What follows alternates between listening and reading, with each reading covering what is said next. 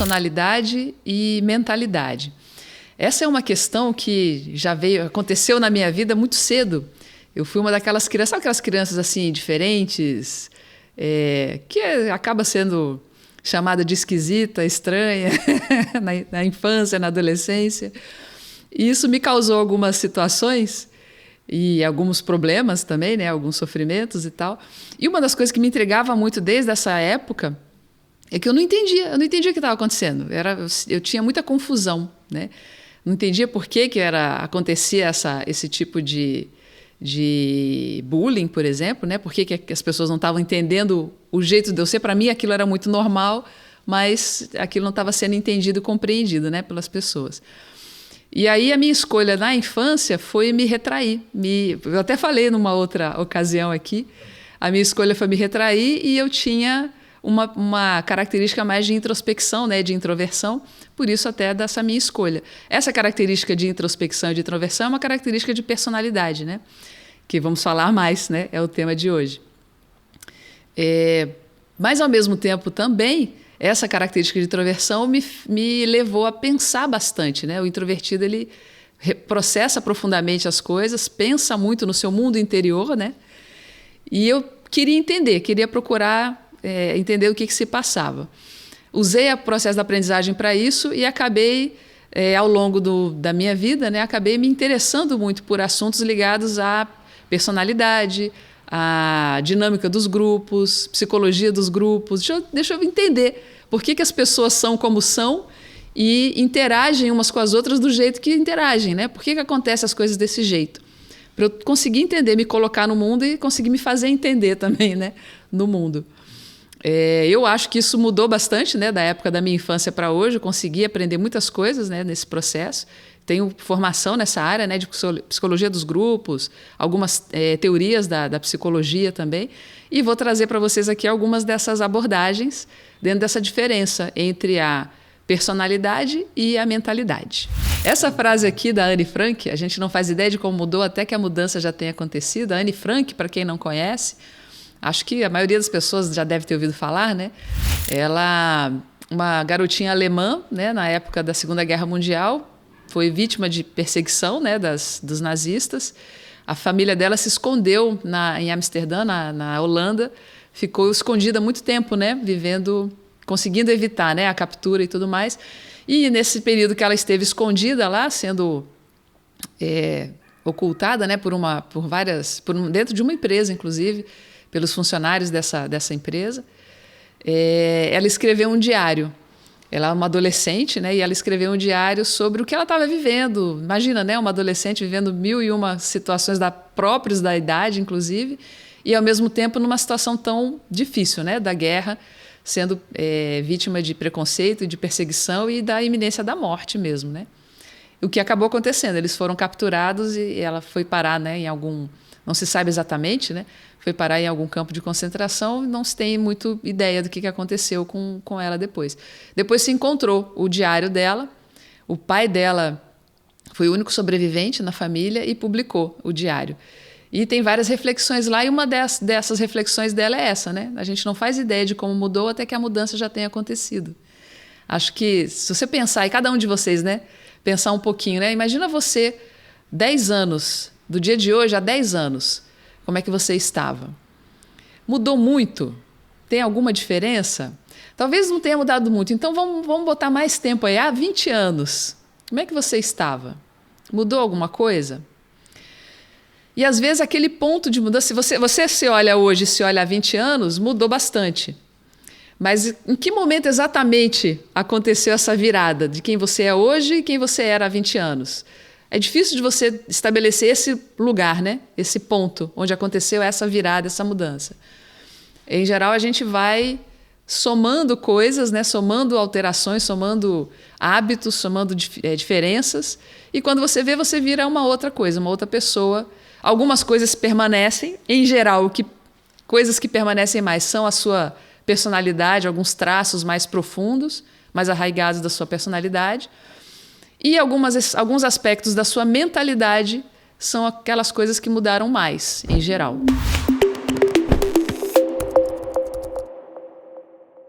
Uma coisa, né, para início de conversa aqui, a personalidade ela tem sido objeto de estudo de várias áreas, né? Da psicologia, da filosofia, várias linhas de conhecimento de alguma maneira abordam aspectos que estão ligados à personalidade, né? E a mentalidade também entra muito nisso, mas a mentalidade também tem muitos estudos ligados a neurociências que também têm abordado a questão da mentalidade, né? Que tem a ver com aspectos do cérebro. Por isso aí a figurinha, né? A gente colocou aí o Freud como simbolizando, né, a questão da personalidade, né? A turma lá, toda a turma dele, né, da área da psicologia, da psicanálise, da medicina, né, áreas da psiquiatria, por exemplo, que estão muito ligadas à personalidade. E a gente vai ver que tem um sombreamento, na verdade, entre personalidade e mentalidade, mas tem alguns elementos que diferenciam bem. E a mentalidade está muito ligada a elementos do funcionamento do cérebro, como o cérebro funciona, alguns aspectos que inclusive são mais fáceis de mexer justamente porque não estão tão conectados a traços de personalidade. Então vamos entender um pouquinho mais, né? Eu vou começar falando mais de personalidade para a gente se situar. Personalidade vem de persona, que é uma palavra grega. Outras tantas palavras têm essa mesma origem, essa mesma raiz, né? Personagem, por exemplo. O próprio termo persona é muito usado no marketing, por exemplo, né? Quando você vai definir um público. E a origem dele está lá no teatro, né? Lá nas tragédias e comédias gregas, né? Quando você definia um personagem, né? Uma persona que assumia um determinado papel, e essa máscara que está aí representada também, né? Era a persona que estava sendo usada naquele contexto. Mas essa é a origem, né, da palavra. O que a gente, então, pode definir como personalidade? Essa definição também é bem controversa, assim, tem muitas definições de personalidade, tá bem? Mas aqui eu vou colocar uma didaticamente para a gente se situar, né, para ter uma conversa aqui. Então, a personalidade são os traços relativamente permanentes e estáveis que caracterizam a pessoa. Já a gente detalha um pouquinho mais isso. E essas características, então, elas podem ser entendidas como características inatas, a pessoa já nasce com essas características, tem uma certa origem genética, inclusive, daí a gente vê até por que elas são mais permanentes e estáveis. Tem aspectos, por exemplo, que acontecem com a pessoa na própria gestação, que podem interferir ou influenciar na sua personalidade. Tem aspectos genéticos da formação do corpo também, da formação do seu sistema nervoso, que podem influenciar na formação da sua personalidade. E esses aspectos mais inatos, mais da genética, né, eles são considerados mais ligados ao que é chamado de temperamento. É essa parte mais também permanente, geralmente, né, da personalidade. E existe uma parte desenvolvida ao longo da vivência da gente, né, da personalidade, que tem a ver com a sua experiência de vida, com as pessoas com quem você conviveu, com os traumas que você viveu. Todo mundo viveu traumas, todo mundo teve 1001 experiências marcantes. Às vezes o que é traumático para uma pessoa, para outra ela levou de boa. Às vezes aquilo que a outra levou de boa para outra é uma coisa traumática. Então, todo esse conjunto, né? Às vezes até na mesma família, né? Dois irmãos, né, passam por uma mesma situação, para um foi um trauma, para o outro a pessoa levou tranquilo, levou bem. Então, essa parte então, que é desenvolvida da personalidade é o que o pessoal chama muitas vezes de caráter. Então, com base naquilo que ela foi experimentando, ela foi formando certos princípios e certos modos de agir perante o mundo. E aí a gente já pode começar a pensar algumas coisas, né? Imagina uma criança que cresceu, se desenvolveu num ambiente, por exemplo, de muita vulnerabilidade social, né? Então, ela não teve, por exemplo, a presença dos pais, ela sempre muito sujeita a situações, por exemplo, de fome, de miséria, teve que pedir dinheiro na rua. Você pode imaginar como é que é o desenvolvimento da personalidade dessa criança. Tem os aspectos genéticos, tem os aspectos inatos, tem os aspectos da própria, por exemplo, a dificuldade de alimentação, né, de nutrição, que pode afetar também essa criança na sua formação, da sua capacidade de pensar cognitiva, né, de pensar sobre o mundo e pensar sobre como ela está no mundo. E ali o próprio ambiente também faz com que ela comece a pensar certas coisas. O mundo é isso, é assim que as coisas são, funciona desse jeito, para eu poder sobreviver eu preciso ser assim. Então tudo isso está dentro da composição, né, dessa personalidade. E aí, muito diferente, por exemplo, uma criança que nasceu de pais presentes, por exemplo, morou sempre num condomínio, tudo muito protegido, estudou em colégio particular, por exemplo. Então, são situações... Teve, por exemplo, acesso a livros desde a infância, teve acesso à cultura desde a infância, pôde viajar desde a infância. É outro tipo de experiência, outro tipo de contexto que também influencia a personalidade dessa criança e também influencia a manifestação, né, da sua vida, né, a sua personalidade. Agora, olha que interessante, né, só para fechar um pouquinho esse contraste. Vamos voltar aí, por exemplo, da introversão, né? Introversão é um traço, é uma característica possível de personalidade. Uma criança vulnerável, né, que teve num ambiente vulnerável, uma criança que veio de um ambiente protegido e cresceu com muitos privilégios, as duas podem ser introvertidas. Mas isso se manifesta de modos diferentes, ou a composição disso aconteceu de modos diferentes. A constituição das crenças e valores faz parte do contexto, né, social que acabam fazendo com que a pessoa chegue a certas conclusões sobre o mundo e ela chega a essas conclusões em função do seu caráter, né? É diferente, por exemplo, olha, uma pessoa pode passar por uma experiência, né, muito difícil, muito dura, e pensar assim, eu tenho que dar um jeito de sobreviver aqui e vou fazer isso a qualquer custo. Essa pode ser a conclusão que ela chega. O traço dela, a característica dela se manifesta assim, eu preciso me sobressair de qualquer maneira, a qualquer custo. Ou aquela lei de Gerson, né, o gersismo. Eu vou tirar proveito, vou levar vantagem em tudo. Essa é uma forma dela manifestar o caráter dela, diante de um certo estímulo do ambiente. Mas ela pode ter outra, né? Ela pode ver aquilo, ver aquela situação e falar assim, não, mesmo diante dessas circunstâncias, tem uma linha, tem um limite, daqui eu não passo. Eu não vou tirar proveito disso a qualquer custo, eu vou só até aqui, ok, mais do que isso não. Isso também, estamos falando aí de uma característica de personalidade, de novo. Então, um quer tirar proveito e dane-se os outros, né? A qualquer custo eu faço, eu quero me sair bem, quero levar vantagem. E o outro fala, não quero levar vantagem, eu quero me sair bem sim, mas eu quero que todos também se saiam bem. Então, são características da personalidade, aí no caso,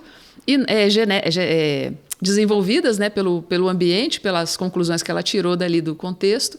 Possivelmente tem alguma influência até da própria família, por exemplo, ou do próprio contexto social, que pode ser filosófico, pode ser religioso, pode ser ideológico, depende, né, de cada pessoa, para ela chegar a essa conclusão e assim ela agir, né, perante o mundo.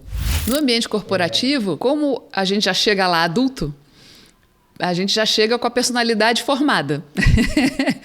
Porque a nossa personalidade ela vai sendo formada ao longo, né, do nosso desenvolvimento, mas ali pela adolescência, né, no finalzinho da adolescência, ali na juventude, a gente já está com ela mais ou menos consolidada. Então, a criança é uma coisa, né? A criança pode ainda está formando, ainda está chegando às suas conclusões, ainda está tendo algumas influências dessa área, essa parte que é desenvolvido, né? Não do que é inato. Embora quem é pai e mãe, que acompanha a criança pequenininha, percebe essa diferença já na infância, né? Já tem a criança que desde de nascimento, você vê diferença. Até com gêmeos, né? Um é mais quietinho, mais tranquilo, o outro é mais agitado, E não é porque é menino ou menina, isso é invariável, não é essa a questão. Então, qualquer pessoa que convive com crianças percebe que tem certas características que não é tanto ainda do ambiente, porque o ambiente ainda não teve tempo de influenciar.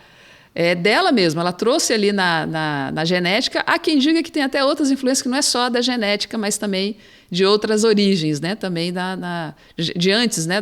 Do nascimento da criança. Então, tem aspectos que a pessoa já carrega e, por isso mesmo, ela já vê diferença a partir das experiências dela, junta com o que ela traz inato e vem uma reação, né, ou uma conclusão diferente daquele conjunto. Quando a gente chega na empresa, nós já estamos com a nossa personalidade mais formada, já existe um arcabouço ali, né, uma estrutura presente. Então, dependendo do estímulo que acontece, tem pessoas que vão reagir de maneira diferente em função também da diferença de personalidade. A empresa, né, o contexto empresarial, o contexto corporativo, pode fazer aparecer coisas diferentes, coisas novas, né, na personalidade? Provavelmente, o que aparecer é algo que já estava lá, só não estava se manifestando, não estava tendo tanto espaço de manifestação. Mas o ambiente permitiu, o ambiente criou uma situação que trouxe, né, aquilo à tona. Tanto para bem quanto para mal, né? As duas coisas podem acontecer. Certos estímulos que são fora do convencional corporativo, que geralmente esse convencional corporativo ele é da racionalidade, né? Da razão, do pensamento, do raciocínio lógico, dos padrões. Então, tudo isso estimula uma linha de manifestação nossa, né? Que é mais dessa racionalidade e muitas vezes também mais do lado que a gente acaba reprimindo, né? Alguns pontos, né, da nossa realidade a partir daí. É como se a gente não se sentisse com permissão de demonstrar certas áreas da nossa vida nesse tipo de contexto. Quando se faz um estímulo mais artístico, mais que vem por um outro caminho, né? Não um caminho racional, mas um caminho mais emocional, mais da memória, por exemplo, você consegue fazer aflorar coisas. A própria pessoa às vezes se surpreende, né? Que ela consegue tomar contato com coisas que às vezes ela mesma já não estava se permitindo fazer há muito tempo, né? Porque, infelizmente, né, a gente às vezes, quando reprime em um lugar, a gente leva essa repressão para todos os outros também, né? E aí fica um ser humano desintegrado, né? Ele fica dissociado da sua realidade, leva um tempo para tomar contato, né? Com algumas emoções, com algumas características suas que estão lá, só que estão adormecidas, amortecidas, e elas acabam achando um outro jeito de aparecer, né? Que aí são as chamadas doenças psicossomáticas, muitas vezes. Quando você reprime tanto certos aspectos teus que você precisaria dar vazão, experimentar e tomar contato, e aquilo vem a partir de uma doença física, por exemplo. A pessoa começa a ter estresse, começa a ter problemas de estômago, por exemplo, né? Gastrite, esofagite, dor de cabeça. E às vezes vai até mais extremos mesmo, né? Da fibromialgia, da depressão, das crises, dos transtornos de ansiedade, que é uma coisa que tem acontecido muito, né? A gente tem dificuldade de tomar contato com isso tudo, que são aspectos da nossa realidade, em função das repressões que existem em certas situações, e acaba isso vindo, porque a gente é uma coisa só, nós somos inteiros. Quando a gente tenta segurar alguma coisa, isso que você está tentando segurar, na verdade, vai escapulir por algum outro canto.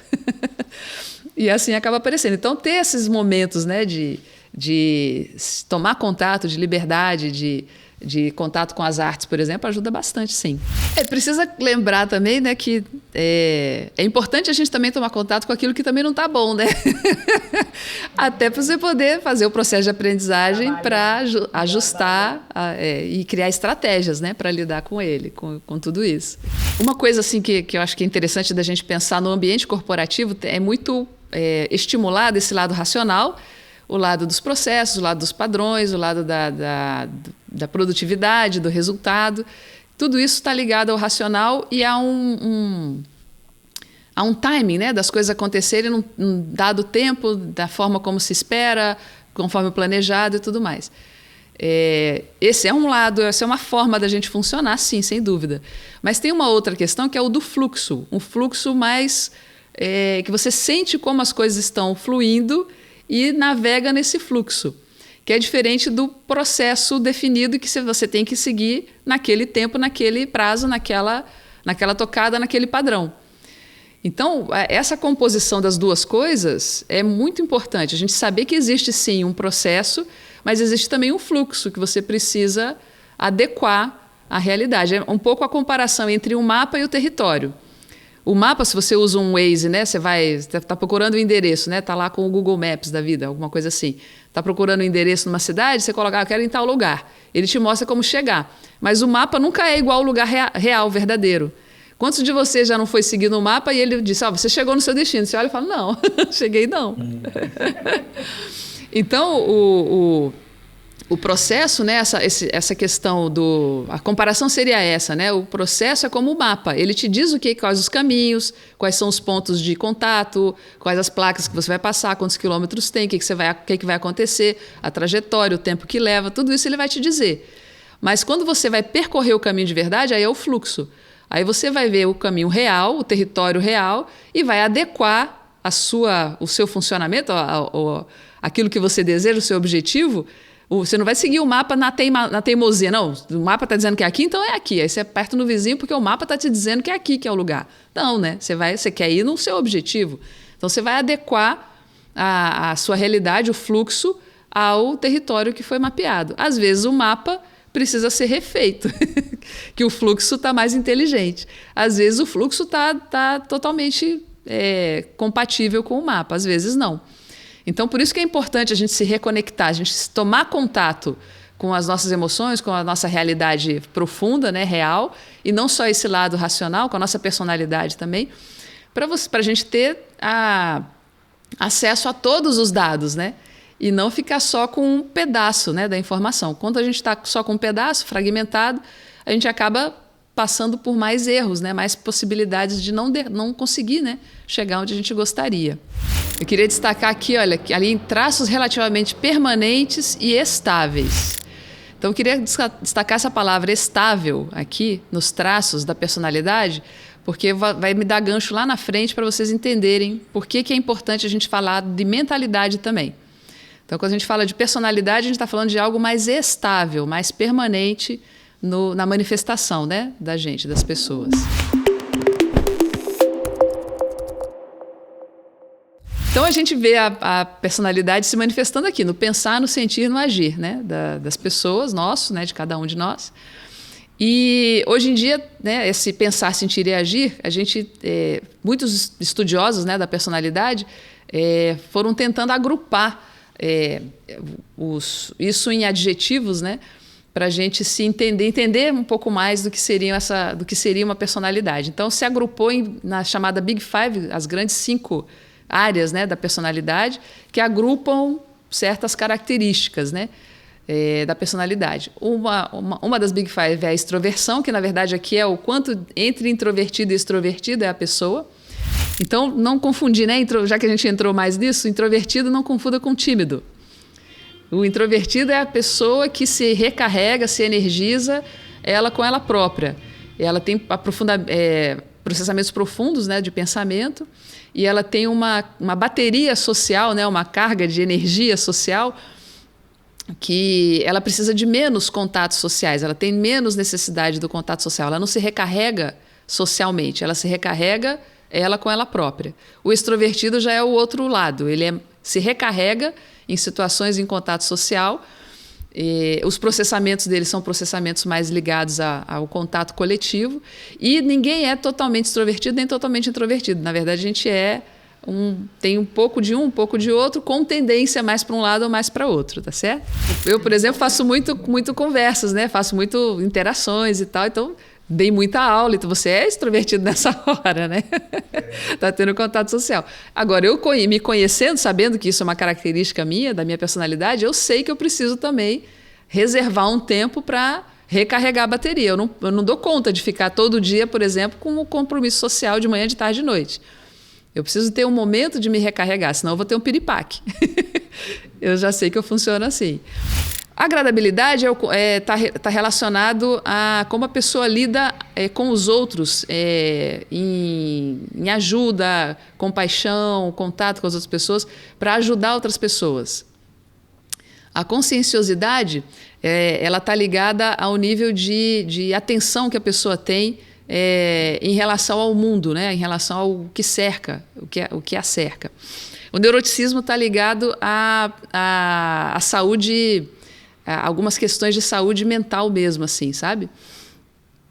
E a abertura está ligado também a quanto a pessoa está aberta a se expor a coisas novas. E aqui nesse da abertura, aqui começa a ter um pouquinho de sobreposição com a mentalidade de crescimento.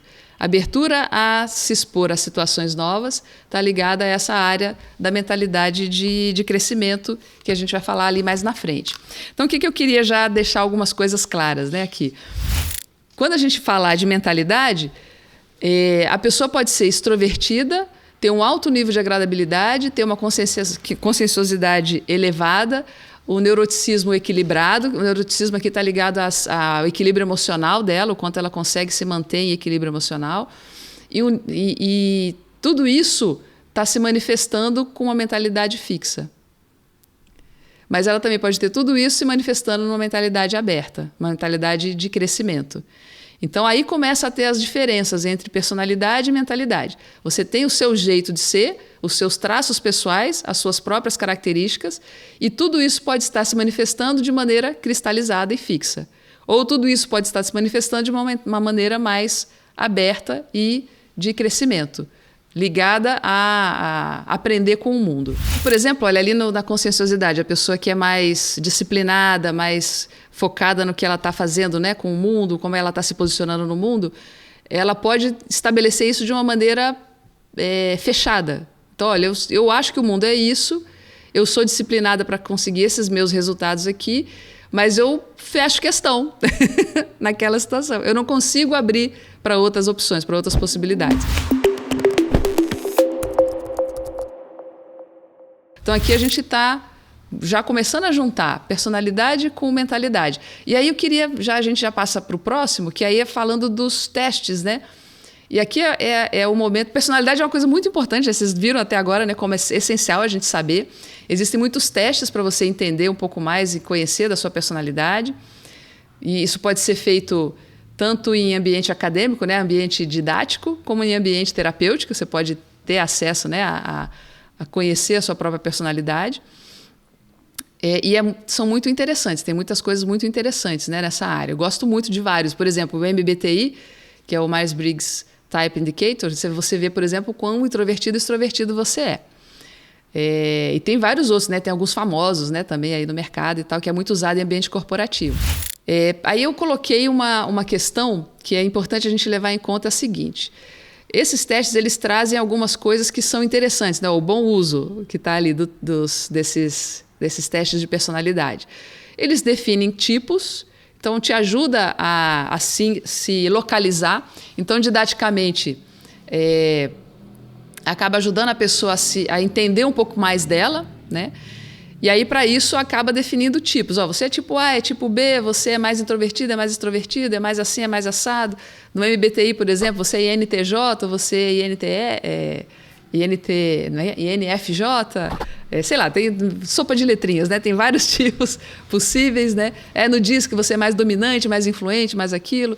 Então, tem várias tipificações que tem um fim didático e que é muito importante também para a pessoa conseguir entender o que acontece com ela.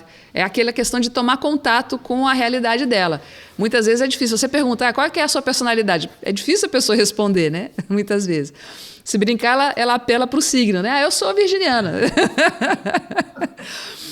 Que não é nada, não é personalidade exatamente. Mas o signo também está ligado a arquétipos, né? Então, muitos testes de personalidade também definem arquétipos, que são personas, são máscaras, são modos de agrupar certas características numa definição que ajuda as pessoas a se aproximarem daquilo. Até aí tudo bem, esse lado, esse efeito, né, eu me aproximar dessa caracterização para eu poder entender um pouco mais como eu sou, tem um efeito didático que é legal, que é bacana, dela entender um pouquinho mais dela mesma. Começa a se tornar um problema quando? Aí é o mau uso. Quando a pessoa se identifica com aquilo e passa a dizer assim, sabe o que é? Isso não é para mim porque eu sou introvertida. Não, para lá. Vira uma muleta, vira uma justificativa para daí eu não me entender mais, eu não buscar estratégias para lidar com essa característica. Acontece as estigmatizações também, que é o quê? Quando a gente pega no pé de uma pessoa por causa de um perfil que ela tem. Fulano é o seguinte, ele é a pessoa lá muito Deixa eu ver aqui, vou pegar signo só para para ficar mais engraçado. Não, a pessoa é muito cabeça dura, capricorniano, cabeça dura, teimoso, não adianta insistir, não vai dar em nada. Então, estigmatizando a pessoa, né? Colocando ela no lugar, rotulando, né, essa pessoa, e acaba ela também, né, tendo menos oportunidades, se desenvolvendo menos, porque está ali sendo estigmatizada em alguma situação.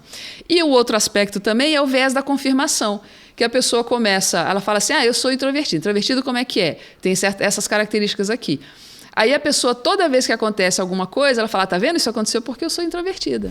Tá vendo? Isso aconteceu porque eu sou extrovertida. Tá vendo? Isso aconteceu porque eu sou assim, eu sou assado. Então ela começa a olhar as coisas com esse olhar e busca confirmar aquelas características com as quais ela se identificou para justificar por que ela é daquele jeito e vai ser daquele jeito e não adianta, que não tem como mudar. Então agora eu vou voltar lá na frase da Anne Frank, né? Que você pode mudar ao longo de um tempo, você não sabe o momento que isso tem um corte, né? Quando é que você passou a ser uma outra coisa. A personalidade ela é mais estável, ela é mais permanente, sim. Mas se você vai trabalhando certos aspectos, pode ser que ao longo de, por exemplo, 20 anos, você olha 20 anos atrás e olha agora, você fala assim, nossa, eu sou, nesse aspecto aqui, eu sou outra pessoa. Então, vou dar um exemplo de novo pessoal, né? Eu sou introvertida e eu tenho aquele aspecto lá da abertura, é uma das coisas que eu trabalho desde a infância, que eu percebi em mim, essa questão da abertura para novas experiências. Então, desde pequenininha, eu já procurei me colocar em situações de experimentar mais, porque eu senti o quanto eu era mais fechada. A minha personalidade de origem inata que eu tinha, pessoal, era mais fechada, sempre foi mais fechada. Eu faço um esforço consciente para ser, eu faço um esforço intencional para ser mais aberta. Se eu olho como eu era na infância e na adolescência e como eu sou hoje, eu vejo uma diferença muito grande. Uma vez eu falei, né? Eu sou introvertida e o pessoal brinca, dá risada quando eu digo isso às vezes, que não acha que eu sou. Mas eu sou, eu sei que eu sou, eu sei qual é a minha característica interna. Mas a minha expressão já está tão diferente que eu não sou introvertido, talvez não seja tão lá do início da introversão, já esteja mais perto do meio do caminho, eu já tenho mais elementos da extroversão junto, entende?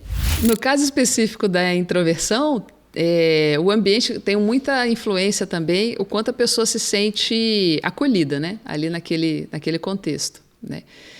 Mas o extrovertido também tem uma reação, né? Em contextos que não são tão acolhedores, só que são diferentes, né? A estratégia do introvertido é se recolher. A estratégia do extrovertido é partir para o contato. Então, são estratégias diferentes, mas a sensação assim, emocional de impacto por não existir o acolhimento ainda é a mesma. A emoção de ainda não se sentir pertencente é a mesma. Chegou igual para o introvertido e para o extrovertido. A forma como a reação acontece é que é diferente em função da personalidade. Aí um vai tentar primeiro mapear o local, o ambiente, ver quem que é, como é que eu me posiciono, como é que a coisa... Ele vai estudar o caso primeiro, e o outro faz esse estudo já se expondo, né? Já falando, já conversando. Carimbar, né? na testa da pessoa que ela tem uma dada personalidade e fazer disso, né? Uma estigmatização, ou a pessoa usar isso como viés de confirmação e se identificar de um modo que ela se fixe, esse é o grande nó da questão aí, que a gente consegue desfazer quando trabalha a mentalidade. Então, qual é a diferença, então? Né? A gente viu lá que personalidade é um traço característica, muitas vezes inata, e desenvolvida principalmente lá no início da formação, né, da pessoa. O que é mentalidade? A mentalidade é o modelo mental, mindset em inglês, né? Ou modelo mental. E o que é isso? É o modo único como cada pessoa enxerga e interpreta a realidade. Então, cada um vai ter um jeito de olhar para a realidade. Tem influência da personalidade aqui? Tem. Mas também tem influência de alguns aspectos que são típicos do funcionamento do cérebro. E por isso que é interessante, eu acho, a gente trabalhar a mentalidade, porque algumas coisas são como se fossem uns bugs que o cérebro tem, que a gente tem condição de mapear, e ao mapear, é um pouco menos complexo, né, da gente mexer, porque a gente não está falando da identidade da pessoa, a gente não está falando da sua personalidade, não está falando que eu vou ter... Ah, não, amanhã você tem que deixar de ser introvertida para ser extrovertida. Não é disso que eu estou falando. Eu vou estar falando de uma coisa que dá para mudar porque não é a minha essência, não é quem eu sou, né? Não é a minha personalidade. É um hábito ou um modus operandi que eu tenho como fazer experimentos para fazer diferente, experimentar jeitos diferentes de funcionar. Então, esse modo único de enxergar e interpretar a realidade, ele é influenciado por certas características do próprio cérebro, do nosso desenvolvimento biológico e tudo, mas que a gente tem como trabalhar para conseguir fazer coisas um pouco diferentes. A mentalidade, então, basicamente ela é entendida como mentalidade fixa ou mentalidade de crescimento. E o que caracteriza a mentalidade fixa? É aquela pessoa que cristalizou um jeito de olhar para o mundo. O mundo é isso aqui, fechou questão sobre isso e é isso. Às vezes ela fecha questão sobre áreas da percepção dela. Então não que ela é fixa em tudo, mas tem algumas coisas que ela é tão apegada ali que ela não aceita mudar de opinião, mudar de ideia, mudar de forma de olhar esse mundo, do jeito que ela viu, que ela estabeleceu na cabeça dela que o mundo funciona.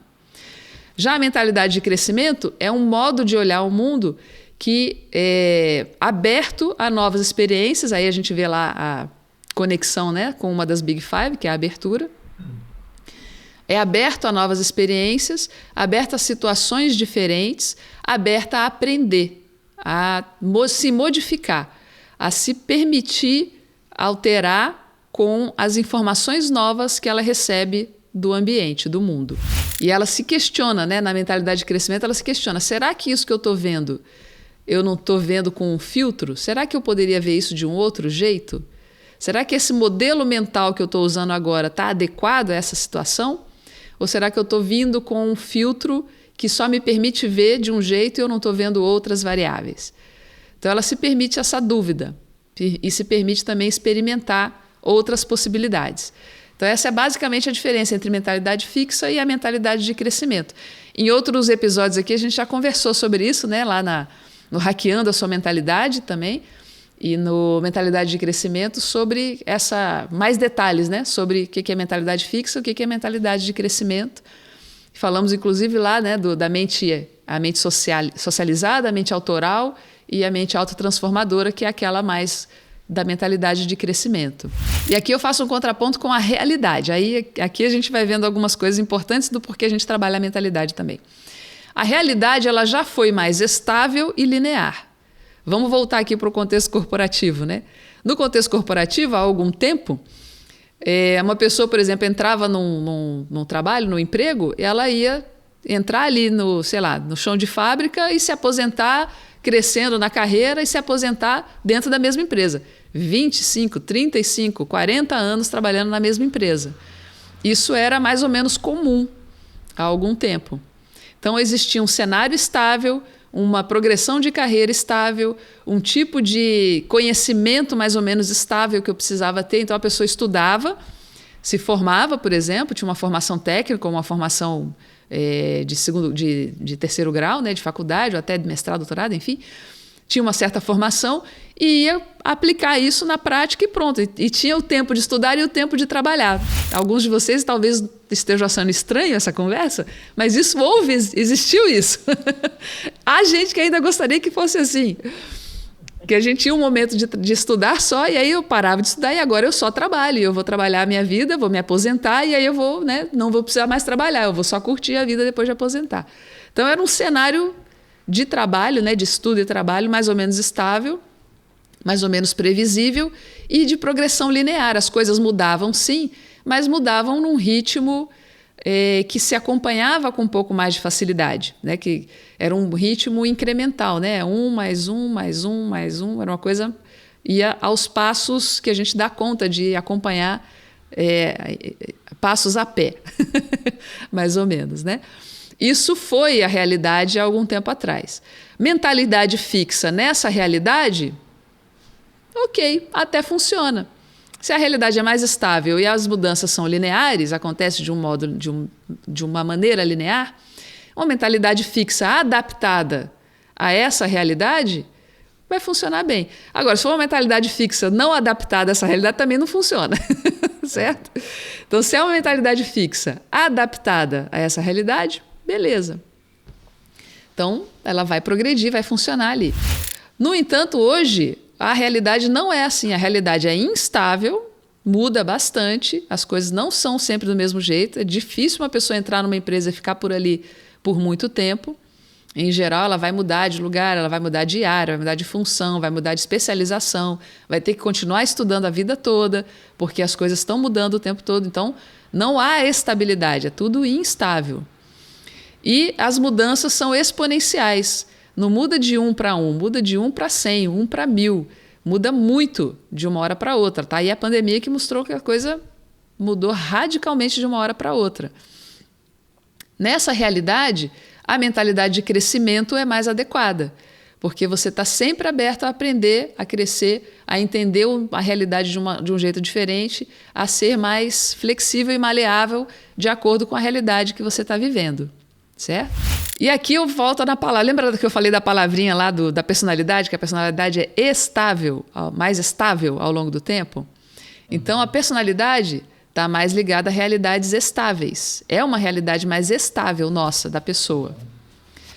Nosso, internamente. A gente não muda de personalidade de um dia para o outro. Ainda bem.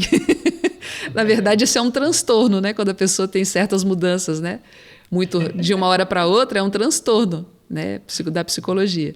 Então, a nossa personalidade ela é mais estável, por natureza, porque isso, inclusive, nos dá uma certa confiabilidade, um grau de segurança.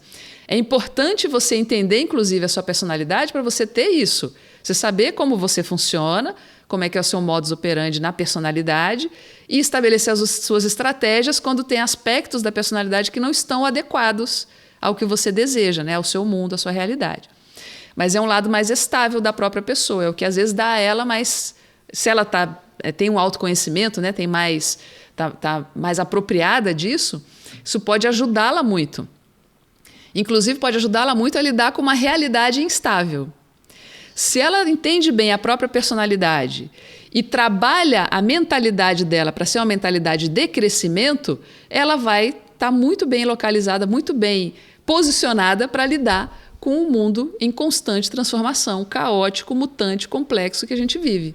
Porque ela tem a segurança interna, ela sabe quem ela é, ela sabe como ela funciona, ela estabeleceu as estratégias para lidar com a realidade sendo quem ela é, e ela tem um trabalho, um desenvolvimento da mentalidade dela para ser uma mentalidade de crescimento, para lidar com essas realidades instáveis e complexas e exponenciais.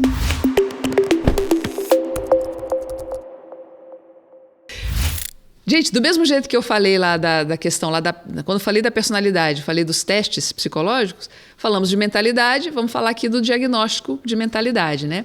Aqui também, novamente, a gente já falou sobre isso em outras vindas, né, aqui com vocês, mas a base do diagnóstico de mentalidade são os pilares da mentalidade de crescimento e as crenças limitantes da mentalidade. Os pilares estão aí, né, que é a capacidade de inovar, a capacidade de lidar com o diferente e a capacidade de ter relacionamentos positivos.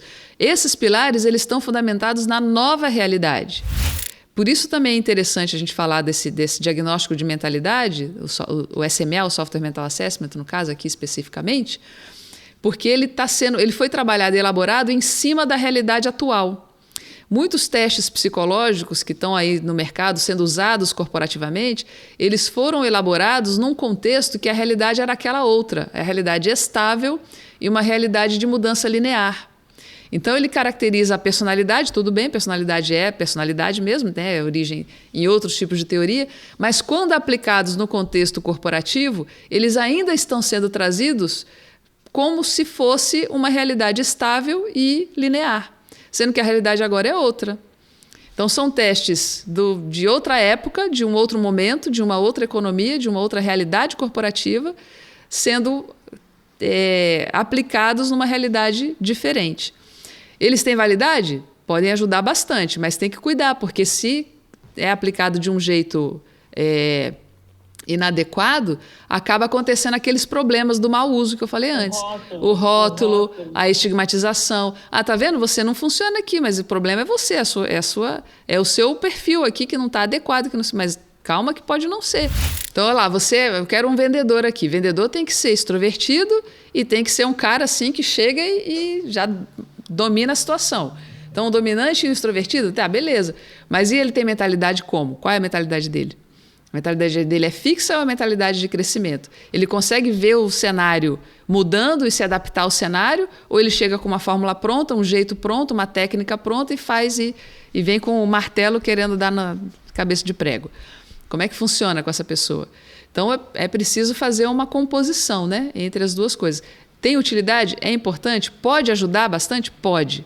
Só ter aquele cuidado em relação aos mau usos e complementar, né? E ter a visão também da mentalidade quando você está trabalhando numa realidade instável e exponencial, que muda bastante. Então, esses são os pilares em função dessa nova realidade. E a gente também trabalha as áreas das crenças limitantes nesse desenvolvimento aí, nesse diagnóstico de mentalidade. Então, a gente já falou sobre isso também, só para lembrar. Então, as áreas das crenças limitantes estão aí, né? A área intrapessoal e a área interpessoal, que são as crenças limitantes, é aquilo que bloqueia a pessoa a se abrir para a mentalidade de crescimento. Ela fica fixa. A crença limitante limita o crescimento, limita a possibilidade de se abrir. Então, ela fica fixada. E as áreas são essas 6 aqui, né? Na intrapessoal, a autoestima, a autonomia e a autotransformação. Na área interpessoal, a confiança, a coragem e a criatividade. Então, a pessoa pode ser, por exemplo, super criativa, ter uma mentalidade até mais aberta na área da criatividade, por exemplo, mas na área da autoestima, ela está com a mentalidade mais fixa, ela tem medo de errar, por exemplo, tem uma crença limitante que ela acha que se ela errar, ela não vai ser aceita, por exemplo, pelo grupo. E isso segura ela no desenvolvimento da própria criatividade. Ela até tem ideias legais e bacanas, mas ela não fala porque ela não quer se expor, não quer errar. Ela não quer deixar de ser aceita no grupo, né?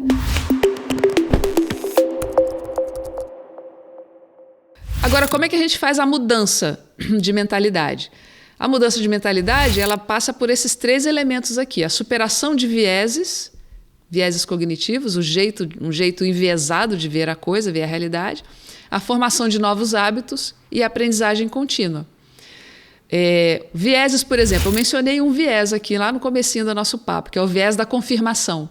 Quando você, por exemplo, né, fala, não, eu sou virginiana, é assim mesmo, eu sou perfeccionista e é assim que funciona. Então, tudo que acontece que reforça essa forma de ver é um viés. Então, você precisa identificar quais são os seus vieses, né, da mentalidade e desfazer. A gente identifica, né, na hora que vai trabalhar a mentalidade, qual é a tendência de formação de vieses. E aí deixa eu explicar uma coisa antes que é interessante, por que a gente tem essa tendência de formar vieses? Porque o nosso cérebro, não estou falando de personalidade, estou falando de cérebro. O nosso cérebro, ele é um órgão que tem, uma das especialidades dele é economizar energia. Então, se ele encontrou um jeito de funcionar e que deu certo uma vez, ele vai repetir esse jeito várias e várias vezes. É o atalho, porque o cérebro é um dos nossos órgãos que mais consome energia. Ele é especializado na adaptação e na economia de energia. Então, ele vai estabelecer padrões. Os vieses são padrões que a gente determina. Então, eu vou analisar uma situação, ao invés de eu ter que parar, pensar, gastar energia pensando, eu já sigo o caminho mais rápido, que é o do viés. Eu vou pensar daquele mesmo jeito que eu sempre pensei mesmo, vou confirmar o que eu já acreditava, vou fazer do jeito que eu já fazia. Então, vai seguir o caminho do viés cognitivo. Então, mapeia quais são os seus vieses no trabalho de mentalidade e faz um trabalho de mudança de hábito para desfazer esse viés. Então, ao invés de seguir aquele caminhozinho já conhecido, vamos estabelecer um novo caminho, uma nova forma de funcionar. E, para isso, a gente trabalha a aprendizagem contínua. Que isso aí é igual fazer exercício. Se você para, fica tudo mole de novo.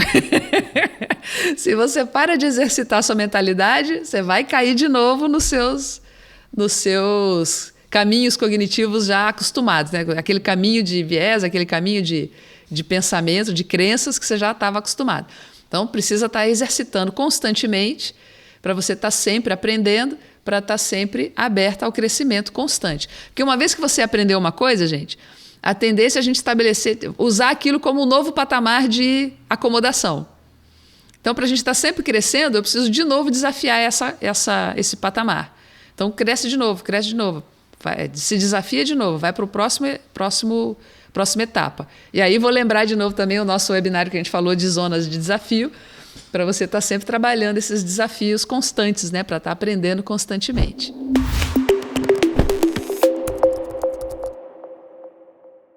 Para a pessoa mudar, a primeira coisa é ela querer mudar, né? E ela descobrir o que ela quer mudar. Se tá tudo bem, se não tem nada para mudar, então ok, né? Segue a vida. Mas é escolher, né? Ou às vezes a pessoa tem muita coisa que ela quer mudar, mas então escolhe uma. não se perca. E tem alguns vieses cognitivos típicos, né? Se você fizer uma busca no Google, você vai encontrar vários, né? Vieses cognitivos, faz essa busca aí. Tem vários deles lá. E cuidado, né? Tem muitos, na verdade, que são usados para induzir consumo, por exemplo, para induzir comportamento. Você está achando que está tomando uma decisão, mas, na verdade, você está sendo induzido a uma decisão em função dos vieses cognitivos. Então, atenção, né?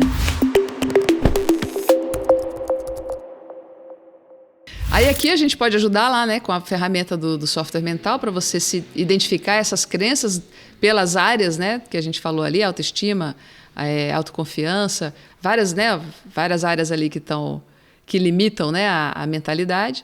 E tem muito material também sobre crenças limitantes que dá para vocês pesquisarem se quiser. No caso específico, se você quiser fazer um mapeamento do seu caso, tem como fazer através lá do software mental assessment, né?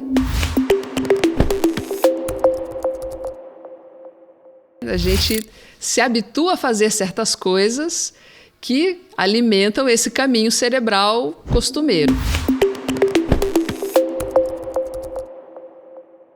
Aí tem aqui o exemplo seguinte, né? Quando a gente é criancinha, tem uma época lá que o papai, a mamãe ou quem cuidou da gente insiste para a gente ficar escovando o dente, não é? Para a gente escovar o dente, para tomar banho, para lavar cabelo. São hábitos, né, que a gente vai adquirindo. Ninguém nasce com vontade de fazer isso, vontade de escovar dente, né? Isso não é comum, tá certo? Mas a gente vai adquirindo esse hábito e hoje, se você for pensar, é muito difícil uma pessoa que não tenha o hábito de escovar o dente todo dia de manhã, vira rotina, virou padrão para a pessoa, para todos nós. Você pode melhorar essa qualidade, fazer umas alterações e tal, mas está lá, é hábito. Então, se você quer ter certos resultados, você quer ter mentalidades diferentes, né? Uma mentalidade de um outro jeito, se libertar de vieses, é preciso que você identifique qual é o hábito que eu preciso adquirir para tornar essa outra mentalidade uma rotina, uma nova rotina, um outro jeito de funcionar. Do mesmo jeito que você conseguiu aprender a escovar o dente, você pode aprender outros hábitos. Hábito é uma questão de hábito, é uma questão de formação. É só começar a fazer.